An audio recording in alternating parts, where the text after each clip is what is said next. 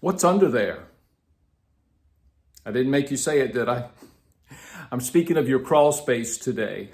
Many of you who are watching this have a crawl space at your home, a place where you can crawl under the house and see what's happening under there. And what I want to talk about today is that you want to be aware. You want your crawl space looked at every now and then. I know there are many of you who would say, I would never go under there. I have no interest in doing that. I don't think I have the ability to crawl under my house. Well, if you can't or you don't want to, find someone who will. Find your local termite inspector or a home inspector, a general contractor of some sort who is willing to go under there every now and then and just make sure everything is okay. What I'm talking about, first of all, are wood-destroying insects.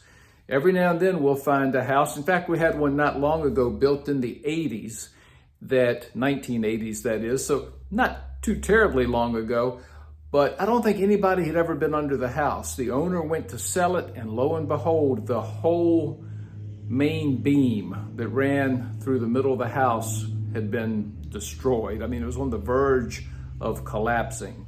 Many of the floor joists were rotten, and in a relatively small house, 1,200 square feet, there were $30,000 worth of repairs that needed to be made under the house. The inside floors had to be torn out to get to the under members to make it right.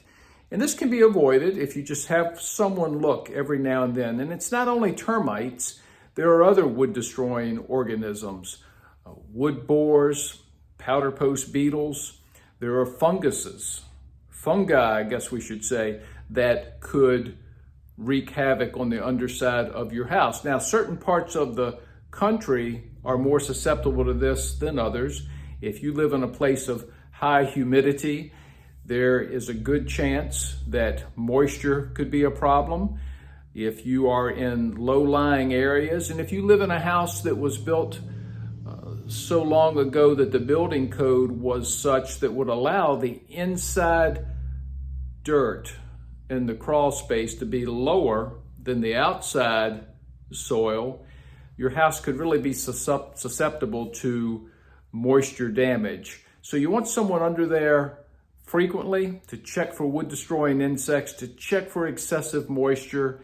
And there are professionals out there who can treat for the insects, treat for the mold or the fungus, and can take steps to make your crawl space dry and make sure that it's not a healthy environment for these organisms. Sometimes people will encapsulate their crawl space. Sometimes they will condition their crawl space. And if you're not familiar with these terms, do a little Google search or call your local realtor. He or she undoubtedly knows some people who are very good at making sure that your crawl space is in good order. We learned this as we've gone along in the business, and we have people on a regular basis on the calendar. Every so often they're going under our houses, just making sure that things are copacetic and all is well. We can't recommend highly enough that you do the same. So, a little insight on crawl spaces today. Have a great week.